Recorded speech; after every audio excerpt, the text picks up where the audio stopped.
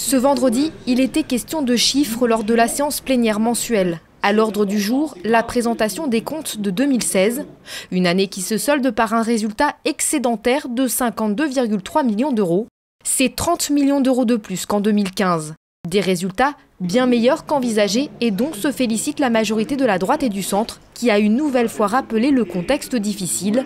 Baisse des dotations de l'État et des dépenses sociales qui ne cessent de grimper. On doit retenir de ce compte administratif qu'il est relativement bon puisqu'il dégage un excédent qui est indispensable pour pouvoir poursuivre les politiques que nous devons mener pour le département, que ce soit des politiques de fonctionnement et notamment tout ce qui concerne l'action sociale, et puis aussi pour qu'on puisse préserver un niveau d'investissement important d'ici la fin du mandat. Et bien évidemment, ça nous permet aussi d'avoir d'ici la fin du mandat la capacité de pouvoir supporter les hausses de l'action sociale. Il y a encore des millions d'euros tous les ans, des dizaines de millions d'euros depuis quelques années qui sont votés en augmentation de l'action sociale. La majorité voit surtout le résultat de son vaste plan d'économie engagé depuis 2011, 75 millions d'euros d'économies.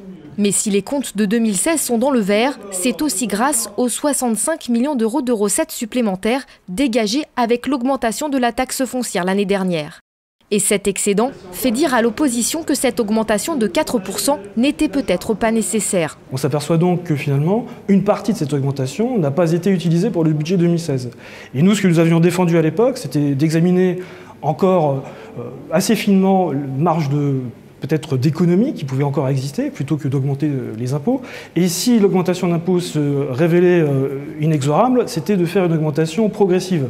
Là, on voit qu'elle a été brutale et qu'en fait, une partie était pas nécessaire, une partie de cette augmentation d'impôts n'était pas nécessaire pour l'année 2016. De son côté, la majorité défend cette rigueur de gestion et dit vouloir rester prudente vu le contexte. Une prudence qui lui a permis, selon elle, de baisser la durée de remboursement de sa dette de 15 à 8 ans. Les recettes supplémentaires engrangées vont d'ailleurs permettre à la majorité de diminuer davantage que prévu la dette.